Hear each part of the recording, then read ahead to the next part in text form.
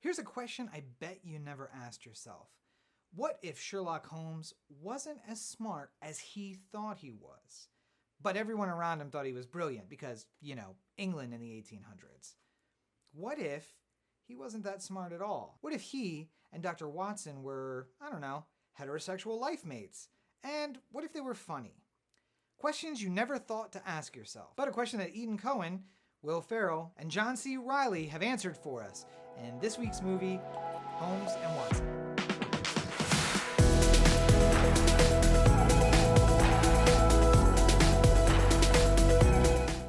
So right at the top, once again, I want to say I hope you and yours are well. I hope you are safe. I hope you are healthy.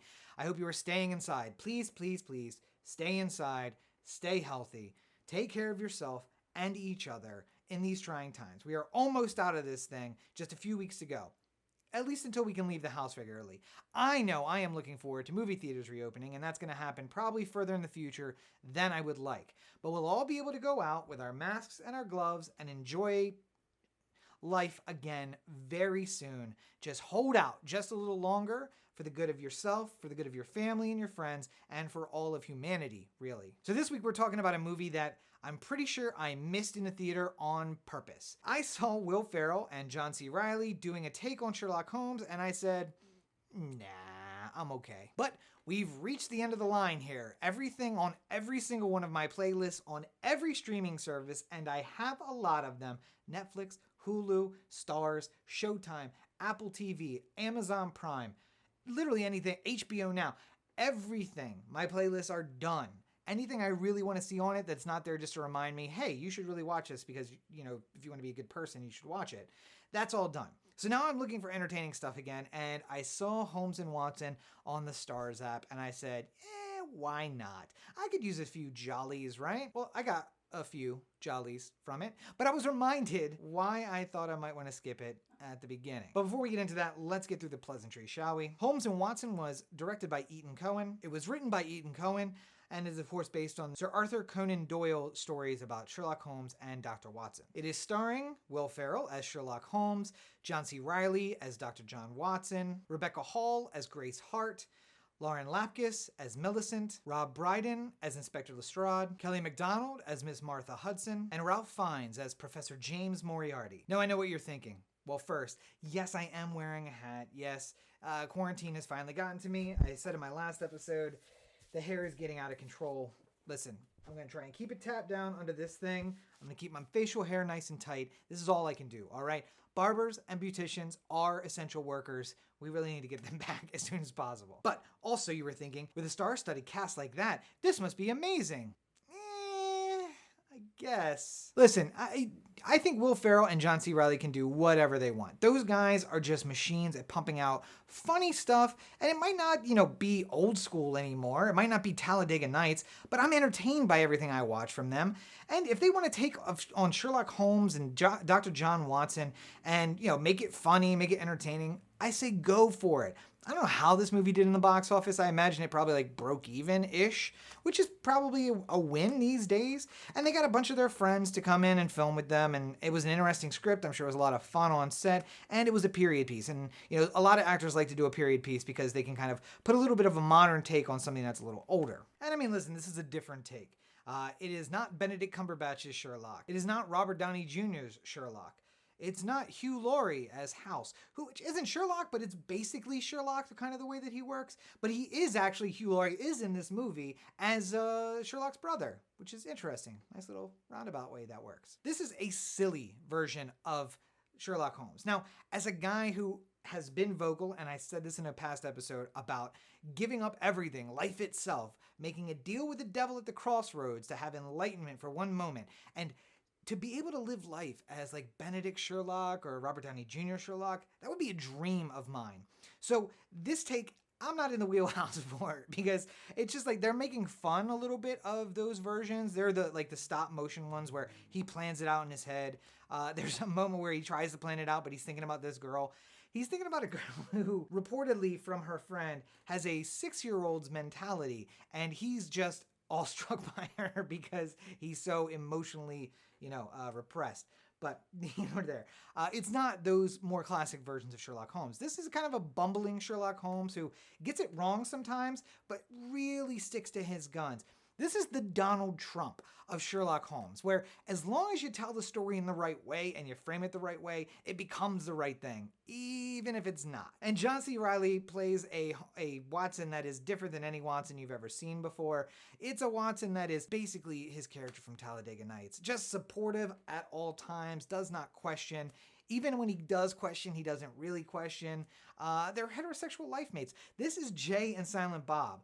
I guess where Silent Bob would be Sherlock, Jay would be Watson, except for Sherlock's the one who talks more. It's a weird dynamic, but it's essentially just the same heterosexual life mates that you've seen and I've talked about on so many episodes. But the movie opens with Moriarty's trial, and Holmes almost misses it because he's trying on a bunch of hats, and Moriarty tries to kill him, and then come to find out it's not Moriarty. It's a guy who looks exactly like him, but who is paid. And then there's this 4-minute long masturbation joke. A little much, if you ask me. And by the way, the guy who's not Moriarty, but who looks like him, is also played by Ralph Fiennes. Just they rip off the fake mustache and beard, which later is clearly a real one, but I guess at some point they shave it and they just rip off the fake one that he's wearing. And Holmes is convinced it's not the real Moriarty, and that, it's someone who's pretending to be him. And they keep calling him a wanker, which means something else to British people, but they keep insinuating, again, 4-minute long masturbation joke. And there are a ton of references to the fact that Grace Hart is an American, and, so they do things funny there, like have lady doctors, what times we live in, or the fact that Americans, clearly this crime wasn't committed by an American. Why would you say that? Well, because he was poisoned, and Americans would use a gun. So the overarching theme of this movie is it is a Sherlock Holmes and Watson adventure. Holmes is wrong a couple of times. Watson's right, but he won't listen to him at all. The usual stuff. There's one moment where there's a mosquito that lands on a bee, like a glass case full of bees, and that's where they do the stop motion, all right, I'm going to plan the angle and the attack, and if I swing and then pause, it should crush the mosquito without breaking the glass. And it looks like it's successful, and then it shatters and all the bees come out and attack them. And so there's that kind of stuff. It's just goofy stuff. But there's this also an undercurrent, and probably the thing that bothered me the most, where it was clearly made in 2018. It's made in the time of Donald Trump as our president. And there's a lot of references to Donald Trump in a roundabout backwards way. Like Grace Hart is describing American democracy and why it's superior, how she could never live under a king or a queen. John Watson chimes in with won't your electoral college keep any buffoon out of there? And theoretically, yes. And then they say, why would a businessman to run the country? And Reilly says, and a showman. He should be a businessman and a showman. And it's cheap shots. It's cheap shots, and they didn't really have to do it. And it took me out of the movie. Not that I care. I make as many cracks at Donald Trump as you want. I make a lot of them on the The Anthem podcast. And wait, don't get your knickers in a bind there. I make fun of Obama too. I make fun of the Democratic candidates. I make fun of everybody because the whole system's broke and it's all stupid. But let's not get too political. My point is, it's a cheap shot. I'm watching a movie about Sherlock Holmes and John Watson, and you don't have to do it. You do it just to do it. And it reminded me why I skipped this movie in the theater. And there's another moment where Miss Hudson, who is the housekeeper for Sherlock Holmes, gets caught with a man in her room, or I guess it's in Watson's room, whatever it is. And Watson screams at her I knew that's why my room always smelled like fish pies and swamp. And it's really? Is that necessary? I got the feeling that they wanted to make an adult comedy, but John C. Reilly, Will Ferrell, and Etan Cohen are all dads now, so all they really know how to do is to make the dad version of what they used to make. And that's what this is. It's the dad version of one of those older comedies. So, it's entertaining, and, there's a couple of little chuckles in there. This is not Talladega Nights. It doesn't have a bunch of lines that you're going to be repeating for the next, 15 or 20 years, how long ago Talladega Nights was. It's not old school, same thing. No gifts are going to come out of this. There's none of those moments. It's Monday night and you really feel like, hey, I want to watch something, and it's there and it's entertaining, and it's it's more entertaining than, say, The Trials of Gabriel Fernandez. And maybe you did that, you saw the review for that, and you're like, I need to lighten my spirit.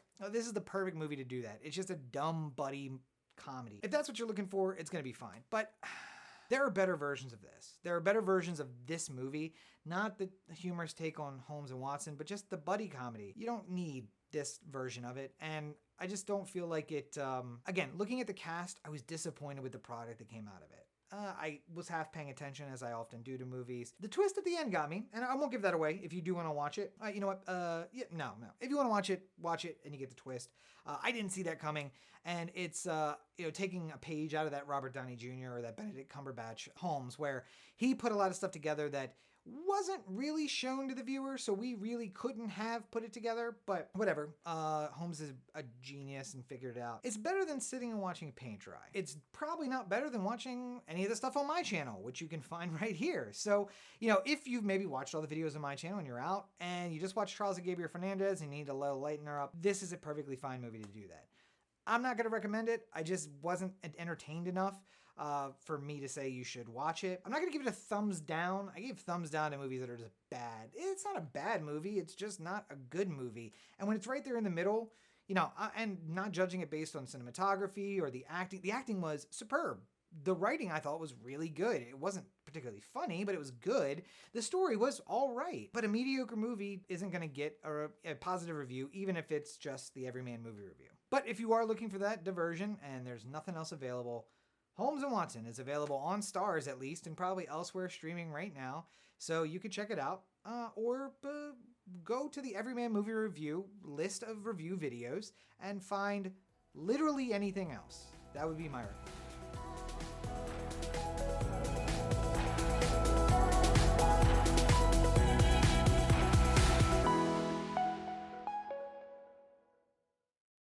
So there you have it, yet another episode of the Everyman Movie Review in the books. Right at the top here, I want to say thank you, as I always do, to my patrons. I could not do this without you guys. Thank you so much for all the moral support, the messages that you send. When you see that you're watching the videos early, when I provide them early, you're watching all the crazy content that doesn't make it anywhere else. That's a huge thing for me. I know it makes me feel like I'm not wasting my time, like there is a purpose behind everything that I'm doing. So thank you for all your support, including the monetary support. And if you want to be one of the chosen few who gets all of that behind the scenes material, all you have to do is go on over to patreon.com, that's patreon.com/Robert N. Cheek. For as little as $1 a month, you get entry level, you get most of the stuff just at that level. And then, of course, you can donate more and you get access to more and more stuff. I'm wrapping up my self-help book. Okay, I'm starting my self-help book. Everybody will be mentioned in the forward of that. It's all kinds of bonuses. You can find more details right there at patreon.com/Robert N. Cheek. And finally, my home on the web is taking shape. RobertNCheek.com has come back to life. It's only a few pages and it's a work in progress, but you'll be able to start getting information there. You can find links to the videos, links to the books, links to everything that I'm doing, music, for whatever that's worth. All of those things are available right there at RobertNCheek.com. And in a few weeks, you'll be able to sign up for a mailing list where I'll stay in touch with you and let you know about the bigger stuff I have coming along. We're kicking around some really big projects, maybe even the #1 movie in the country. We'll see. But you're going to know first if you go to RobertNCheek.com and sign up. And of course, I'm available on social media for free all the time. You get access to what's going on inside here, as terrifying as that may be. Go look for me at Robert N. Cheek on all your social networks. Maybe that's Facebook or Twitter or Instagram, Tumblr, Snapchat, everywhere at Robert N. Cheek. The only thing I don't have at this point is an OnlyFans, and don't push me because I might go and do it. But there's super funny content. There's insights into what's going on behind the scenes of my life. Not as much as you get at the Patreon, but hey, it's for free and it's right there on social media. So check it out at Robert N. Cheek on all your social networks. And if you can't get enough of me because, why would you? Make sure that you're checking out the OD Anthem podcast. Every Tuesday, I sit down with my buddy Corey and we do a new podcast, brand new, every single week for 314 consecutive weeks at this point. We talk about news, we talk about politics, we talk about sports, the stories of the day. Anything is on the table. You never know what we're going to get into. We tell stories from the past. We just hit our 6-year anniversary. So there's a lot of content for you to check out when you're bored, and a new episode every single Tuesday. Go on over to odanthem.com. You can find the entire catalog of back episodes. You can follow us on social media at OD Anthem. That's available everywhere. And make sure you join us on Sundays or Mondays when we do our live recording. You can be part of the show. If you're following on social media or at youtube.com/OD Anthem, you'll be able to join in right there. Thank you guys so much for checking out the video. If you're watching on YouTube, please do like and subscribe to the channel. If you subscribe to the channel, you get new updates, not just of these videos, but of all the stuff that I'm working on. I got a lot going on right now, and you're not going to want to miss a second of it. But of course, Everyman Movie Review is also available in podcast form. You can find that at anchor.fm/Everyman Movie Reviews. You'll be able to check out the new episodes right there at the same time as they're available on YouTube, with a few bonuses and extras only for the podcast listeners. I'll be back again in just a few days with yet another episode, so keep a lookout for that. But until then, please stay safe and stay inside. Take care of yourself and each other. Have a great week, everybody.